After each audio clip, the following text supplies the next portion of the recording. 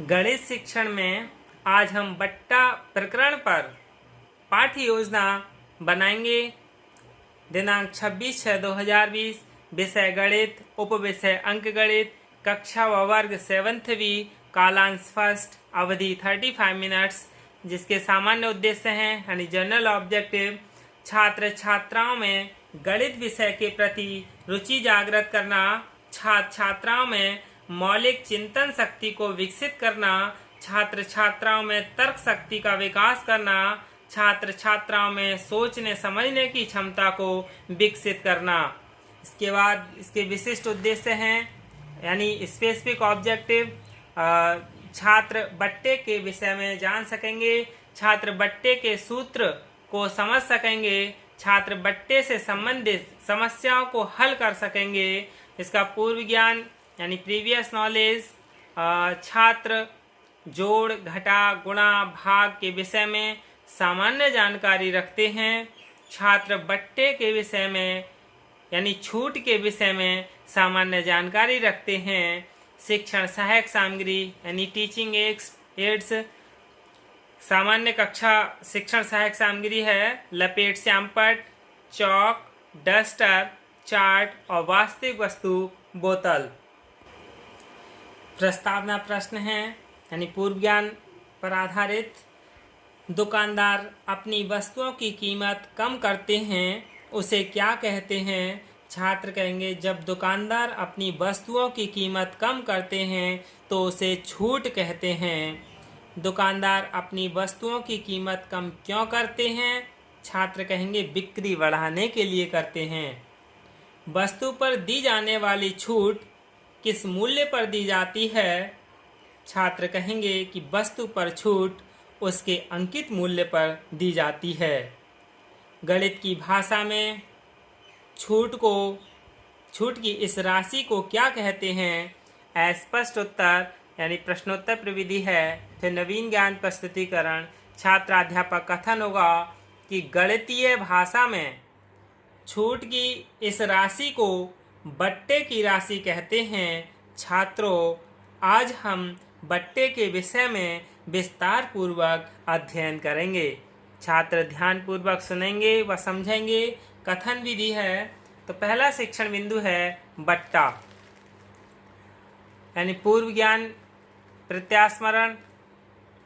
विकासात्मक प्रश्न है चार्ट दिखाते हुए यानी ये चार्ट है कपड़ों की दुकान बना हुआ, इस चार्ट को दिखाते हुए चार्ट में आप किस चीज़ की दुकान देख रहे हैं?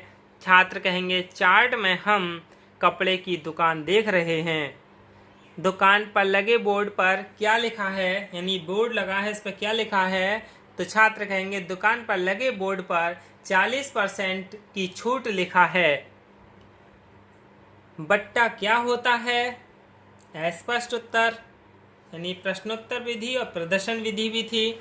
अब इसमें नवीन ज्ञान प्रस्तुतिकरण यानी स्पष्टीकरण होगा कि दुकानदार ग्राहकों को अपनी ओर आकर्षित करने के लिए वस्तु के मूल्य पर कुछ छूट देता है। इस दी गई छूट को बट्टा कहते हैं। छात्र ध्यानपूर्वक सुनेंगे व समझेंगे। ये प्रदर्शन विधि है और इसका मूल्यांकन प्रश्न है। इसका मूल्यांकन प्रश्न यानी बट्टा किसे कहते हैं? इसका मूल्यांकन प्रश्न होगा कि बट्टा किसे कहते हैं? बट्टे का सूत्र दूसरा शिक्षण बिंदु है। ज्ञान प्रत्यास्मरण यानी विकासात्मक प्रश्न। बोतल दिखाते हुए, ये बोतल है जिसका मूल्य 200 रुपये है, प्रत्यक्ष वस्तु है। इसे दिखाते हुए कि छात्रों आप मेरे हाथ में क्या देख रहे हैं? छात्र कहेगा कि हम आपके हाथ में एक बोतल देख रहे हैं। बोतल का अंकित मूल्य कितना है? छात्र कहेंगे इस बोतल का अंकित मूल्य 200 रुपये है। बट्टा ज्ञात करने का सूत्र बताइए। समस्यात्मक प्रश्न है, अस्पष्ट उत्तर होगा। फिर नवीन ज्ञान प्रस्तुतिकरण यानी जब अस्पष्ट उत्तर है छात्रों का तो छात्राध्यापक क्या करेगा? उसे स्पष्टीकरण करेगा। यानी बट्टा निम्न सूत्र से ज्ञात किया जाता है, बट्टा बराबर अंकित मूल्य गुणा दर बटे 100। ये क्या है? बट्टा का सूत्र है। छात्र ध्यानपूर्वक सुन रहे हैं और समझ रहे हैं। व्याख्यान से प्रदर्शन विधि, इसका मूल्यांकन प्रश्न होगा, छूट ज्ञात करने का सूत्र बताइए। यदि छात्र ने अच्छे से पढ़ा है तो छात्र क्या करेगा? इसका उत्तर तुरंत बता देगा। छूट ज्ञात करने का सूत्र यानी बट्टा बराबर अंकित मूल्य गुणा दर बटे 100।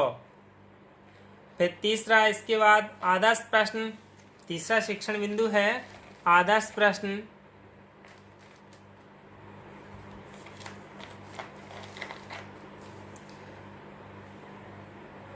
एक साड़ी का मूल्य 600 रुपये है।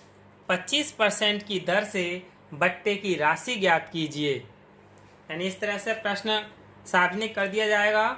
फिर ज्ञान प्रत्यास्पण विकासात्मक प्रश्न, इसी प्रश्न में से विश्लेषण किया जाता है।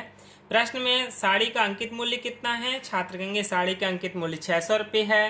प्रश्न में दर कितनी दी गई है? छात्र बता देगा दर 25% दी है। बट्टे की राशि कैसे ज्ञात करेंगे? समस्यात्मक प्रश्न है तो स्पष्ट उत्तर होगा, जिसमें प्रश्नोत्तर विधि भी इस्तेमाल की है और विश्लेषण विधि भी, क्योंकि प्रश्न है इसका विश्लेषण करके हमने विकासात्मक प्रश्न बनाए थे। नवीन ज्ञान प्रस्तुतिकरण यानी स्पष्टीकरण, अंकित मूल्य 600 रुपये, दर 25%, तो बट्टा बराबर अंकित मूल्य गुणा दर बटे 100। तो 600 गुणा 25 बटे 100 बराबर 6 गुणा 25 यानी 150 रुपये आ गया। छात्र ध्यानपूर्वक सुनेंगे व समझेंगे। इसमें हमने डायरेक्ट सूत्र रख के हल किया है, तो ये निगमन विधि है और साथ के साथ हम व्याख्या भी कर रहे हैं, बोल रहे हैं, तो निगमन विधि और व्याख्यान विधि का इसमें प्रयोग हुआ। इसका मूल्यांकन प्रश्न है कि एक वस्तु का अंकित मूल्य 100 रुपये है, 25% की दर से बट्टे की राशि ज्ञात कीजिए। संक्षिप्तीकरण यानी नवीन ज्ञान संश्लेषण। छात्रों, आज हमने बट्टा ज्ञात करने का सूत्र और उससे संबंधित प्रश्नों को हल करना सीखा। फिर श्यामपट्ट कार्य यानी नवीन ज्ञान स्थायीकरण। छात्राध्यापक द्वारा तीनों शिक्षण बिंदु श्यामपट्ट पर अंकित किए जाएंगे और छात्र श्यामपट्ट कार्य अपनी अभ्यास पुस्तिका में उतारेंगे। फिर निरीक्षण कार्य यानी लेखन कार्य। छात्राध्यापक छात्रों के दिए गए कक्षा कार्य को घूम घूम कर निरीक्षण करेगा।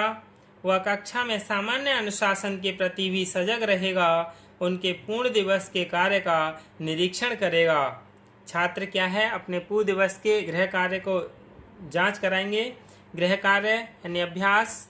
एक शर्ट का अंकित मूल्य 500 रुपये है। 50% की दर से बट्टे की राशि ज्ञात करो। छात्र गृह कार्य अपनी अभ्यास पुस्तिका में नोट करेंगे तथा घर से करके लाएंगे।